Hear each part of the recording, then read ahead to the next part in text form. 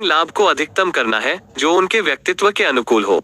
उस कंपैटिबिलिटी के बिना मेरा मानना है कि लॉन्ग टर्म के लिए प्रॉफिटेबल ट्रेडिंग करना लगभग असंभव है।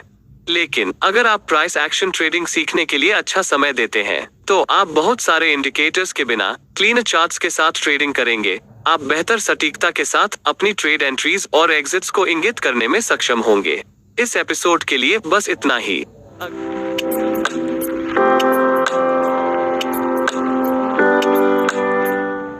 प्राइस एक्शन ट्रेडिंग कोर्स के दूसरे एपिसोड में आप सभी का स्वागत है। यह वीडियो इस बात पर ध्यान केंद्रित करेगा कि बाजार में प्राइस कैसे चलता है या कुछ बड़े खिलाड़ियों द्वारा एक विशेष तरीके से कीमतों को कैसे मूव किया जाता है। आपने लोगों को यह कहते हुए सुना होगा कि history repeats itself, price memory आदि। उनका मतलब यह है कि कीमत एक विशिष्ट तरीके से बार बार कैसे चलती है।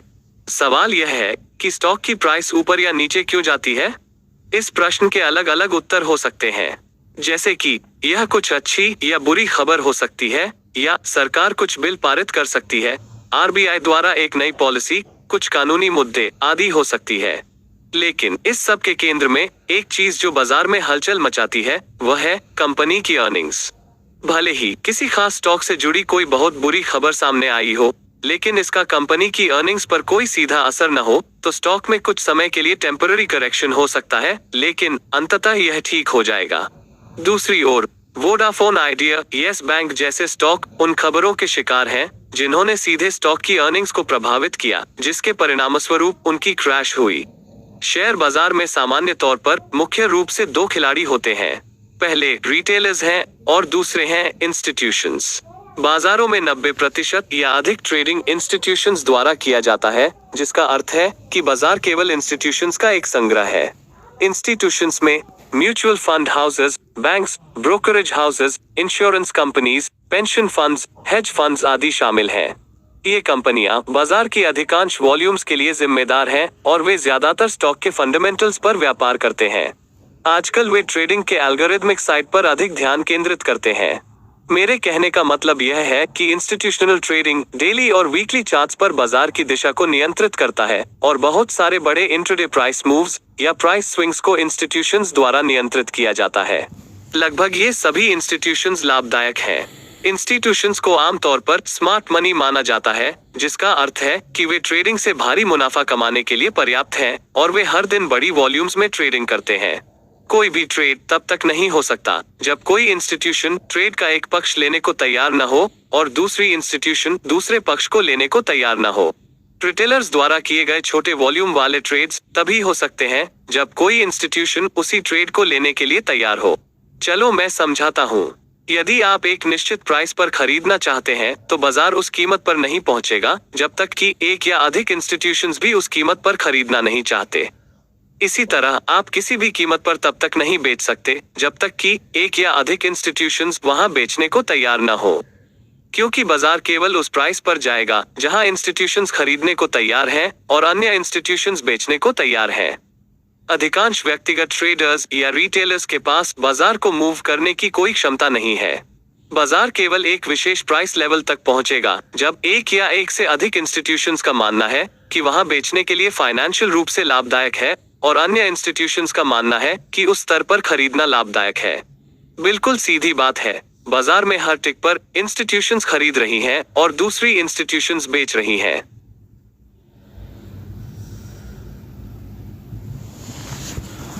हमारे देश के 20 lakh manual scavenger sewer line जैसे जहरीले एनवायरमेंट में जाकर उसकी मैनुअली क्लीनिंग करते थे। 2017 से 2021 तक 330 लोगों की मौत हो चुकी है इसी प्रॉब्लम से। और उन सभी के पास मजबूत सिस्टम्स हैं जो उन ट्रेडों को एग्जीक्यूट करके पैसा कमाएंगी। मुख्य बात जो मैं बताना चाहता हूं वह यह है कि आपको हमेशा अधिकांश इंस्टीट्यूशंस की दिशा में ट्रेड करना चाहिए, या जैसा कि पेशेवर कहते हैं, इंस्टीट्यूशंस के फुटप्रिंट्स को ट्रैक करें, क्योंकि वे नियंत्रित करते हैं कि बाजार कहां जा रहा है, या बस इंस्टीट्यूशंस ही बाजार को चलाते हैं। अब एक मामले पर नजर डालते हैं। आपको एक नई ट्रेडिंग स्ट्रैटेजी मिली जो शुरुआत में पैसा बनाती है, लेकिन थोड़ी देर बाद काम करना बंद कर देती है। हम में से कई लोग इस स्थिति से गुजरे होंगे। इस मामले का कारण बहुत सरल है। बाजार हमेशा बदलते रहते हैं। यह कभी स्थिर नहीं होता, बल्कि मार्केट्स हमेशा एक चरण से दूसरे चरण में शिफ्ट होता रहता है। इसका सीधा सा मतलब है कि यदि आप आज एक ट्रेंड ट्रेडिंग स्ट्रैटेजी का उपयोग कर रहे हैं और आप ऐसा करना जारी रखते हैं तो किसी पॉइंट पर आप रेंज मार्केट में पैसा खो देंगे। इसी तरह यदि आप एक रेंज ट्रेडिंग स्ट्रैटेजी का उपयोग कर रहे हैं और आप कुछ समय के लिए ऐसा करना जारी रखते हैं तो किसी पॉइंट पर आप ट्रेंडिंग मार्केट में पैसा खो देंगे। ट्रेडिंग सिस्टम्स की लाभप्रदता साइकिल्स में बदलती प्रतीत होती है। ऐसे समय होते हैं जब ट्रेंड फॉलोइंग सिस्टम्स अत्यधिक सफल और लाभदायक होती हैं। फिर बाजार ट्रेंडिंग से रेंज प्राइस एक्शन में शिफ्ट हो जाता है। तभी सभी ट्रेंड ट्रेडिंग सिस्टम्स लाभहीन हो जाते हैं और अनुभवहीन ट्रेडर्स नुकसान करना शुरू कर देंगे। यही कारण है कि आप एक ट्रेंडिंग मार्केट के दौरान बहुत से नौसिखिया ट्रेडर्स को अपने P&L के बारे में डींग मारते हुए देखते हैं और जब एक रेंज मार्केट आता है तो वे गायब हो जाते हैं। कुल मिलाकर बाजार 3 चरणों में चलता है। पहला अप ट्रेंड या एडवांसिंग फेज है, दूसरा डाउन ट्रेंड या डिक्लाइनिंग फेज है, तीसरा कंसोलिडेशन फेज है। कंसोलिडेशन फेज को आगे 2 भागों में वर्गीकृत किया गया है, एक्यूमुलेशन फेज और डिस्ट्रीब्यूशन फेज। आइए देखें कि बाजार एक चरण से दूसरे चरण में कैसे बदलता है। हम एक्यूमुलेशन फेज के साथ शुरू करेंगे। एक्यूमुलेशन फेज तब होता है जब बड़े इंस्टीट्यूशंस किसी विशेष स्टॉक को खरीदना शुरू करते हैं। ये इंस्टीट्यूशंस भारी मात्रा में धन का सौदा करती हैं, इसलिए उनके ऑर्डर साइज या ऑर्डर क्वांटिटी बहुत बड़ा होने का अनुमान है। जरा सोचिए, अगर वे इतनी बड़ी मात्रा में एक ही ऑर्डर में खरीद लें तो क्या होगा? कीमतों में अचानक रिएक्शन होगी और कीमतें तेजी से बढ़ेंगी। स्टॉक में पर्याप्त लिक्विडिटी होने पर ही वे एक निश्चित कीमत पर बड़ी मात्रा में स्टॉक खरीद पाएंगे। यदि ऐसा नहीं होता है तो ऑर्डर्स को उच्च कीमतों पर एग्जीक्यूट किया जाएगा, जो बदले में इंस्टीट्यूशंस की लाभप्रदता को कम करेगा। लेकिन वे ऐसा नहीं होने देंगे, इसलिए बल्क ऑर्डर्स देने के बजाय इंस्टीट्यूशंस छोटे छोटे ऑर्डर्स सावधानी से देते हैं। इसे पोजीशन बिल्डिंग कहते हैं। इससे हम यह निष्कर्ष निकाल सकते हैं कि एक्यूमुलेशन फेज के दौरान इंस्टीट्यूशंस धीरे धीरे और चुपचाप अपनी पोजीशंस का निर्माण कर रहे हैं। एक्यूमुलेशन फेज के दौरान बाजार रेंज बाउंड बने रहते हैं और ट्रेंड ट्रेडर्स को नुकसान का सामना करना पड़ता है यदि वे अचानक से एडजस्ट नहीं करते हैं तो। अब सवाल यह है कि आप एक्यूमुलेशन फेज की पहचान कैसे करेंगे? आमतौर पर एक्यूमुलेशन फेज कीमत गिरने के बाद होता है या बस यह डाउन ट्रेंड के बाद होता है। एक्यूमुलेशन फेज को ऐसे क्षेत्र के रूप में भी देखा जा सकता है जहां वॉलेटिलिटी कम है या बुल्स और बेयर्स के बीच इंटरेस्ट की कमी है। आइए अब अप ट्रेंड या एडवांसिंग फेज को समझते हैं। अप ट्रेंड आमतौर पर तब होता है जब कीमत एक्यूमुलेशन फेज से बाहर ब्रेकआउट हो जाती है। अब हम सीखेंगे कि अप ट्रेंड के दौरान क्या होता है। पोजीशन बिल्डिंग के बाद इंस्टीट्यूशंस बाजार को ऊपर ले जाती हैं। इस दौरान बाजार में बुलिश का सेंटिमेंट है। ये इंस्टीट्यूशंस जल्द ही अपने पोजीशंस को क्लोज नहीं करेंगे और न ही अपना प्रॉफिट्स बुक करेंगे। इसका यह मतलब है कि एक अप ट्रेंड महीनों से लेकर सालों तक कहीं भी रह सकता है। यह इस फेज के दौरान है कि ट्रेंड ट्रेडर्स बहुत अधिक लाभ कमा सकेंगे। हम अपकमिंग वीडियो में चर्चा करेंगे कि अप ट्रेंड की पहचान कैसे करें और अप ट्रेंड के दौरान अपने ट्रेड्स को कैसे लें। अभी के लिए हम तीसरे फेज की ओर बढ़ते हैं, जो है डिस्ट्रीब्यूशन फेज। डिस्ट्रीब्यूशन फेज आमतौर पर कीमतों में काफी हद तक वृद्धि के बाद होता है और डिस्ट्रीब्यूशन फेज एक एक्यूमुलेशन फेज की तरह दिखता है जहां बाजार एक रेंज में रहता है। अब हम सीखेंगे कि डिस्ट्रीब्यूशन फेज में क्या होता है। इंस्टीट्यूशंस अपने इनिशियल इन्वेस्टमेंट्स पर लाभ का एक अच्छा हिस्सा बनाने के बाद अपनी पोजीशन को स्क्वायर ऑफ या बेचना या डिस्ट्रीब्यूट करना शुरू कर देते हैं। एक्यूमुलेशन फेज के समान ही इंस्टीट्यूशंस शेयरों को गुप्त रूप से और धीरे धीरे बेचते हैं ताकि कीमत तुरंत न गिरे, जिससे घबराहट की स्थिति पैदा हो। वे अपने पोजीशंस को चुनी हुई कीमतों पर बेचना चाहते हैं। यही कारण है कि डिस्ट्रीब्यूशन फेज भी रेंज बाउंड है। डिस्ट्रीब्यूशन फेज के दौरान ट्रेंड ट्रेडर्स को नुकसान का सामना करना पड़ेगा यदि वे अपनी स्ट्रैटेजी को तुरंत एडजस्ट नहीं करते हैं तो। डिस्ट्रीब्यूशन फेज में कीमतों में आसन गिरावट की घबराहट के कारण वॉलेटिलिटी अधिक हो जाती है। बाजार का अंतिम फेज डाउन ट्रेंड या डिक्लाइनिंग फेज है। डिक्लाइनिंग फेज तब होता है जब कीमत डिस्ट्रीब्यूशन फेज से नीचे टूट जाती है। इस फेज के दौरान सेलिंग प्रेशर अधिक होता है और बाजार का सेंटिमेंट बेयरिश में बदल जाएगी। अधिकांश ट्रेडर्स अपने नुकसान को कम करने की कोशिश करते हैं और जो नहीं करते हैं वे इस उम्मीद में लॉन्ग टर्म के निवेशक बने रहते हैं कि कीमतें वापस आ जाएंगी। बाजारों में घबराहट और भय के कारण वॉलेटिलिटी बहुत अधिक हो जाती है। तो यह ट्रेंड ट्रेडर्स के लिए एक अच्छा समय है जो अच्छा लाभ कमाने के लिए बाजार को शॉर्ट कर सकते हैं। चार्ट में सभी फेजेस इस तरह दिखते हैं और यह ध्यान रखना है कि ये सब फेजेस बार बार साइकिल्स के रूप में प्रकट होते रहते हैं और यदि आप उन्हें जल्दी खोज सकते हैं तो आपके पास बाजार के ऊपर एक एज है और अंत में आप एक उपयुक्त स्ट्रैटेजी का उपयोग कर सकते हैं जो उस स्थिति में काम करती है। हम आने वाले वीडियोस में विभिन्न ट्रेंड ट्रेडिंग और रेंज ट्रेडिंग स्ट्रैटेजीज के बारे में विस्तार से बात करेंगे। हम यह भी समझेंगे कि बाजार की बदलती परिस्थितियों के अनुसार अपनी ट्रेडिंग स्ट्रैटेजी कैसे तैयार करें।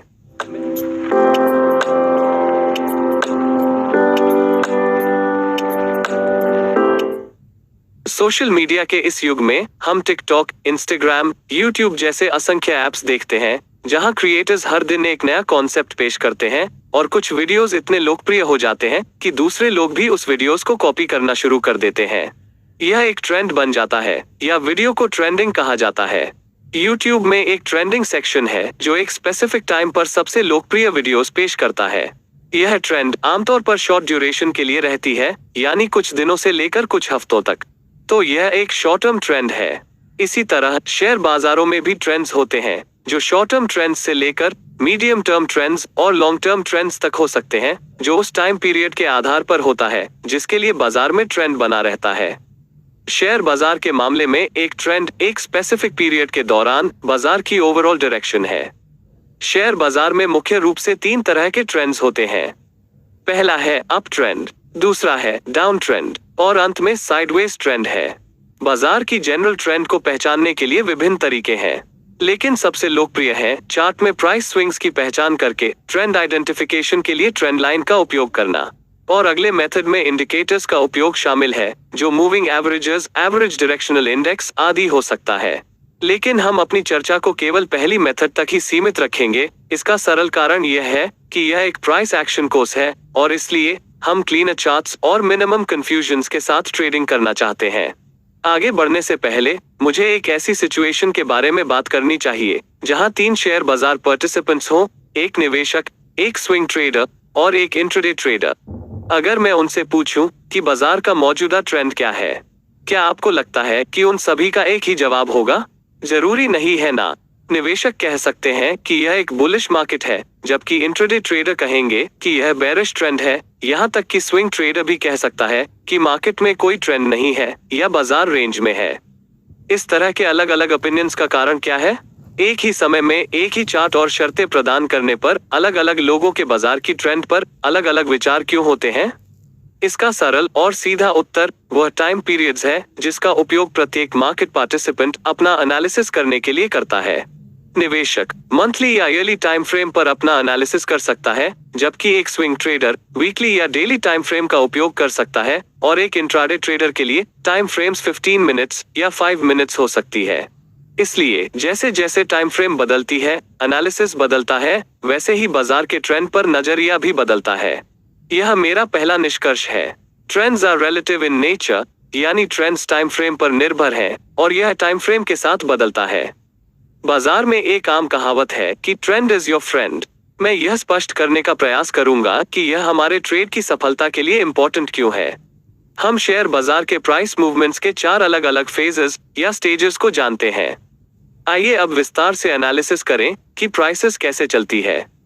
हम एक रबर बॉल का उदाहरण लेंगे और गेंद को एक बार उछाल देंगे। गेंद आगे आसमान में नहीं उड़ेगी, यह वापस जमीन पर आ जाएगा और वापस ऊपर उछलेगा। इसी तरह बाजार में भी कीमत अनिश्चित काल तक ऊपर या नीचे नहीं चलती है और प्राइसेस में कुछ पॉइंट पर डायरेक्शन चेंजेस होगा। प्राइस ऑसिलेशंस की इस प्रकृति को प्राइस स्विंग्स कहा जाता है। एक विशिष्ट प्राइस स्विंग में एक इंपल्स मूव और एक करेक्टिव मूव शामिल होगी। इंपल्स मूव मजबूत प्राइस एक्शन कैंडलस्टिक्स के साथ एक स्ट्रॉन्ग मूव है, जबकि एक ट्रेंड में करेक्टिव मूव्स आमतौर पर इंपल्स मूव के विपरीत दिशा में कमजोर प्राइस मूव्स होती है। आइए एक एक करके विभिन्न ट्रेंड टाइप्स को लेकर समझते हैं और यह भी सीखें कि एनालिसिस के लिए ट्रेंड लाइन कैसे बनाएं। अब ट्रेंड को बढ़ते डेटा पॉइंट्स द्वारा दर्शाया जाता है, जैसे कि हायर स्विंग हाइज और हायर स्विंग लोज। यहाँ कीमतें इस तरह बढ़ती हैं कि सब स्विंग्स एक रिकॉग्नाइजेबल पैटर्न बनाते हुए ऊपर की ओर बढ़ते हैं। एक अपर ट्रेंड के दौरान इंपल्स मूव कई मजबूत बुलिश कैंडलस्टिक्स के साथ एक मजबूत अप मूव है जो पिछले हाइज की तुलना में हायर हाई बनाती है। इम्पल्स मूव के बाद ओवरऑल बुलिश ट्रेंड के विपरीत दिशा में एक करेक्टिव मूव होता है। करेक्टिव मूव में आमतौर पर कम संख्या में कमजोर कैंडलस्टिक्स शामिल होते हैं जो लोअर प्राइसेस बनाते हैं, लेकिन यह लोअर प्राइसेस पिछले लोज की तुलना में अधिक है। करेक्टिव मूव आमतौर पर कुछ ट्रेडर्स द्वारा प्रॉफिट बुकिंग के कारण होता है। As a rule of thumb, एक ट्रेंड को एक अप ट्रेंड के रूप में तभी माना जा सकता है जब कीमत ने कम से कम 2 स्विंग्स ऊपर की ओर बना हो और तीसरे स्विंग के बाद ही ट्रेंड कंफर्म होता है। सभी हायर लोज का पता लगाने के बाद हमें केवल एक लाइन खींचना है जो सभी स्विंग लोज या हायर लोज को जोड़ती है जिन्हें हमने मार्क किया है। यह लाइन जो हायर लोज की एक श्रृंखला को जोड़ती है, भविष्य के प्राइस मूवमेंट्स के लिए एक सपोर्ट लेवल बनाती है। इसे अप ट्रेंड लाइन कहा जाता है। यह इस ट्रेंड लाइन के आसपास से है कि फ्यूचर प्राइसेस रिवर्स हो जाएंगी या ब्रेकआउट हो जाएंगी, और इसलिए यह एक बहुत ही महत्वपूर्ण ट्रेडिंग जोन या एरिया ऑफ वैल्यू है। ट्रेंड लाइन वो एरिया है जहां से हम इम्पल्स स्विंग मूव्स का ट्रेड कर सकते हैं, या जब कीमत ट्रेंड लाइन तक पहुंच जाती है तो हम बाय ऑर्डर दे सकते हैं। इसके अलावा सभी हायर हाइज की पहचान करने के बाद हम हायर हाइज या स्विंग हाइज की श्रृंखला को जोड़ने वाली एक लाइन खींच सकते हैं। यह लाइन ट्रेंड चैनल लाइन है जो कीमतों के लिए एक रेजिस्टेंस लेवल के रूप में कार्य करेगी, और हम ट्रेंड चैनल लाइन से करेक्टिव मूव्स का ट्रेड कर सकते हैं, या जब कीमत ट्रेंड चैनल लाइन तक पहुंचती है तो हम बेचने के आदेश दे सकते हैं। डाउन ट्रेंड्स की बात करें तो डाउन ट्रेंड्स को फॉलिंग डेटा पॉइंट्स द्वारा दर्शाया जाता है, जैसे कि लोअर स्विंग लोज और lower swing highs. Down trend में प्राइसेस इस तरह से नीचे जाती है कि प्राइस स्विंग्स एक रिकॉग्नाइजेबल पैटर्न बनाते हुए नीचे की ओर गिरते हैं। डाउन ट्रेंड के दौरान इम्पल्स मूव नीचे की दिशा में मजबूत बेरिश कैंडल्स की एक श्रृंखला के साथ एक मजबूत डाउन मूव होती है जो पिछले लो की तुलना में लोअर लो बनाती है। इम्पल्स मूव के बाद ओवरऑल बेरिश ट्रेंड के विपरीत दिशा में एक करेक्टिव मूव होती है। करेक्टिव मूव में आमतौर पर कम संख्या में कमजोर कैंडलस्टिक्स शामिल होते हैं जो हायर प्राइसेस बनाते हैं, लेकिन यह हायर प्राइसेस पिछले हाइज की तुलना में अभी भी कम है। करेक्टिव मूव्स आमतौर पर कुछ ट्रेडर्स द्वारा प्रॉफिट बुकिंग के कारण होता है जिन्होंने एग्जिस्टिंग ट्रेंड के दौरान बहुत पहले शॉर्ट ट्रेड्स ले ली है। एक ट्रेंड को केवल तभी डाउन ट्रेंड माना जा सकता है जब कीमत कम से कम 2 स्विंग्स नीचे की ओर कर चुकी हो, यानी कम से कम 2 इम्पल्स मूव्स होने चाहिए और 2 करेक्टिव मूव्स होनी चाहिए। अब हमारे द्वारा मार्क किए गए सभी स्विंग हाइज या लोअर हाइज को जोड़ने वाली एक ट्रेंड लाइन बनाएं। इस प्रकार बनाई गई ट्रेंड लाइन एक रेजिस्टेंस लेवल के रूप में कार्य करती है, जिससे हम इम्पल्स मूव को नीचे की ओर ट्रेड कर सकते हैं, या जब कीमत ट्रेंड लाइन तक पहुंच जाती है तो हम एक सेल ऑर्डर दे सकते हैं। पिछले मामले की तरह यदि हम लोअर लोज को प्लॉट करते हैं और फिर हमारे द्वारा मार्क किए गए सभी लोअर लोज या स्विंग लोज की श्रृंखला को जोड़ने वाली लाइन खींचते हैं, तो यह हमें ट्रेंड चैनल लाइन देगी जो फ्यूचर प्राइसेस के लिए एक सपोर्ट लेवल के रूप में कार्य करेगी। इस ट्रेंड चैनल लाइन से हम बाय ऑर्डर्स दे सकते हैं ताकि हम करेक्टिव मूव्स का ट्रेड कर सकें। अब तक आपको यह एहसास हो गया होगा कि करेक्टिव मूव्स मौजूदा ट्रेंड के विपरीत कमजोर मूव्स हैं, जबकि इम्पल्स मूव्स ट्रेंड की दिशा में होती है और आमतौर पर मजबूत कैंडलस्टिक्स की एक श्रृंखला होती है। यही कारण है कि हमें एक ट्रेंडिंग मार्केट के दौरान इम्पल्स मूव्स का ट्रेड करना चाहिए ताकि प्रॉफिट्स की संभावना अधिक हो। यही कारण है कि ट्रेंड इज योर फ्रेंड। यह समझना भी महत्वपूर्ण है कि एक ट्रेंड कब समाप्त होगी और कब कंसोलिडेशन शुरू होगा। इसे स्विंग ट्रांजिशन के विचार का उपयोग करके पहचाना जा सकता है। एक अप ट्रेंड के दौरान जब भी कीमत पहली बार हाई लो लेवल्स को तोड़ती है तो यह एक संकेत है कि अप ट्रेंड में एक संभावित बदलाव आया है। इसी तरह जब कीमत डाउन ट्रेंड में लोअर हाई लेवल्स को तोड़ती है तो यह डाउन ट्रेंड से एक साइडवेज ट्रेंड या यहाँ तक कि एक अप ट्रेंड में बदलाव का संकेत देती है। अंतिम प्रकार की ट्रेंड वास्तव में एक ट्रेंड नहीं है, बल्कि यह एक ऐसी स्थिति है जहां बाजार में कोई स्पष्ट ट्रेंड नहीं होती है, जहां बाजार एक रेंज के भीतर रहता है। हमने बाजार के विभिन्न रेंजिंग फेजेस जैसे एक्यूमुलेशन फेज और डिस्ट्रीब्यूशन फेज के बारे में बात की है। 2 प्राइस लेवल्स के बीच इस प्राइस मूवमेंट को एक साइडवेज ट्रेंड कहा जाता है। साइडवेज ट्रेंड आमतौर पर 3 प्रकार के होते हैं। पहला है रेंज कॉन्ट्रैक्शन, दूसरा है रेंज एक्सपेंशन और अंतिम प्रकार ट्रायंगुलर रेंज है। आइए पहले रेंज कॉन्ट्रैक्शन के बारे में बात करते हैं। रेंज कॉन्ट्रैक्शन के दौरान लेवल सिकुड़ते हैं और प्राइस एक्शन लगभग फ्लैट हो जाती है। यह बायर्स और सेलर्स के बीच इंटरेस्ट की कमी को दर्शाता है। बाजारों में वॉलेटिलिटी भी कम होता है। रेंज कॉन्ट्रैक्शन प्राइस बास के कमजोर होने के साथ होता है या बस कैंडलस्टिक्स का साइज कम हो जाता है, यानी हाई और लो रेंज एक दूसरे के करीब हो जाते हैं। यह एक मजबूत संकेत है कि जल्द ही एक ट्रेंड रिवर्सल आ सकता है, यानी अगर पहले कोई डाउन ट्रेंड था तो अब मार्केट ट्रेंड एक अप ट्रेंड में बदल सकता है। यह सिर्फ एक संकेत है, यह पक्का नहीं है। रेंज एक्सपेंशन के दौरान लेवल्स का एक्सपेंशन होता है और प्राइस एक्शन दिखाई देने लगती है। इसलिए रेंज एक्सपेंशन प्राइस बास के मजबूत होने या कैंडलस्टिक्स के साइज के बड़े होने से जुड़ा है, यानी हाई और लो रेंजेस वाइड हो जाती है। रेंज एक्सपेंशन आमतौर पर प्राइस ट्रेंड की कंटिन्यूएशन का सुझाव देता है, यानी अगर पहले कोई अप ट्रेंड था तो यह इंगित करता है कि भविष्य में अप ट्रेंड जारी रह सकता है, लेकिन यह पक्का नहीं है। अंतिम प्रकार की कंसोलिडेशन रेंज ट्रायंगुलर रेंजेस है, जहां कीमत कॉन्ट्रैक्ट या एक्सपैंड होती है दो फिक्स्ड हॉरिजॉन्टल प्राइस लेवल्स के बीच नहीं, बल्कि एक्सपैंडिंग या कन्वर्जिंग लेवल्स के बीच। यह एक ऐसा टॉपिक है जिस पर अधिक गहन चर्चा की आवश्यकता है, इसलिए हम इस कोर्स के एक अन्य वीडियो में ट्रायंगुलर रेंजेस और उनका ट्रेड करने के तरीके के बारे में बात करेंगे। जबकि trend lines general market direction दिखाने का अच्छा काम करते हैं, उन्हें अक्सर रीड्रॉ करने की आवश्यकता होगी। उदाहरण के लिए एक अप ट्रेंड के दौरान कीमत ट्रेंड लाइन से नीचे गिर सकती है, लेकिन इसका मतलब यह नहीं है कि अप ट्रेंड खत्म हो गया है या एक लेवल ब्रेकडाउन हुआ है। कीमत ट्रेंड लाइन से नीचे जा सकती है और फिर बढ़ना जारी रख सकती है। ऐसी घटना में हमें एडजस्ट करना होगा और नई प्राइस एक्शन को रिफ्लेक्ट करने के लिए ट्रेंड लाइन को फिर से रीड्रॉ करने की आवश्यकता हो सकती है। ट्रेंड लाइंस बनाना आसान हो सकता है, लेकिन फिर भी उनसे जुड़ी एरर्स हो सकती हैं। इसीलिए ट्रेंड को निर्धारित करने के लिए केवल ट्रेंड लाइंस का उपयोग करने की अनुशंसा नहीं की जाती है, क्योंकि अधिकांश प्रोफेशनल्स बाजार के ट्रेंड की कंफर्मेशन करने के लिए अन्य टेक्निकल इंडिकेटर्स जैसे मूविंग एवरेजेस, ADX आदि को भी देखते हैं। कॉन्फर्मेशंस जितनी अधिक होगी, एनालिसिस उतना ही बेहतर होगा। अंत में इस वीडियो के सबसे महत्वपूर्ण भाग का समय आ गया है, जो एक ट्रेंड की ताकत की पहचान करना है। आमतौर पर ट्रेंड्स को ताकत के आधार पर दो प्रकारों में कैटेगराइज किया जा सकता है। एक मजबूत ट्रेंड हो सकती है या यह एक कमजोर ट्रेंड हो सकती है। ट्रेंड को उनकी स्ट्रेंथ के आधार पर कैटेगराइज करते समय हमें कुछ पैरामीटर्स को ध्यान में रखना होगा। नंबर 1, कम से कम 2 या अधिक डेटा पॉइंट्स या स्विंग्स की आवश्यकता होती है, या एक ट्रेंड लाइन पर कम से कम 2 या अधिक कॉन्टैक्ट पॉइंट्स होने चाहिए ताकि एक ट्रेंड